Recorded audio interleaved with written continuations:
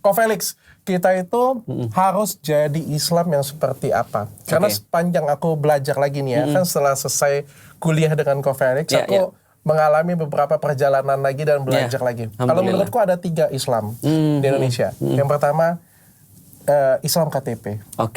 Yang kedua, Islam. Yang ketiga, Islam banget. Islam bang. Kita ini harus menjadi yang seperti apa nih Ko Felix? Kalau aku kira-kira yang mana tuh? KTP kan nggak mungkin ya. Islam atau Islam banget kalau aku.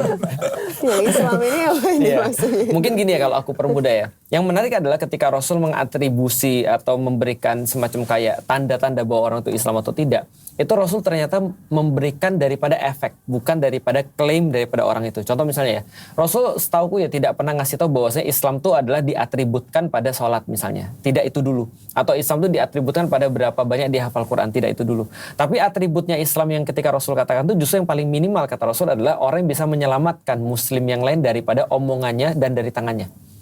Nah jadi atributnya itu justru daripada apa yang menjadi kontribusi dia pada orang lain.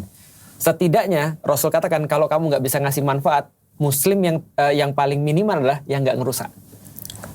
Nah ngerusak itu kan biasanya paling mudah dengan 2 tuh, dengan lisan, yang kedua dengan tangan. Kalau sekarang jempol kayaknya, itu sebagai perwakilan. Nah makanya kalau kita lihat zaman sekarang ya, kalau kita lihat atribusi-atribusi pada Islam itu kayaknya menurutku ya memang benar sih. Aku juga kadang-kadang bertanya, aku sudah termasuk definisi itu belum sih? Karena kata Rasulullah menyambung daripada atribusi yang pertama tadi, yang kedua adalah kata Rasul pernah berkata, tidak bagian daripada umatku yang suka mencela, mencaci, ataupun orang yang suka menghina orang.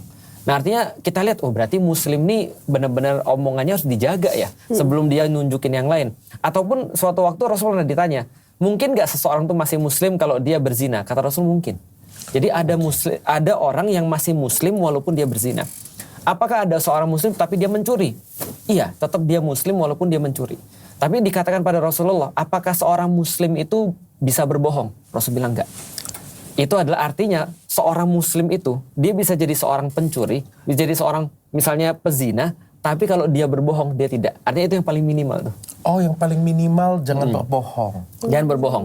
Karena kalau kita sudah bisa jaga lisan, biasanya kita bisa jaga yang lain. Oke. Gitu.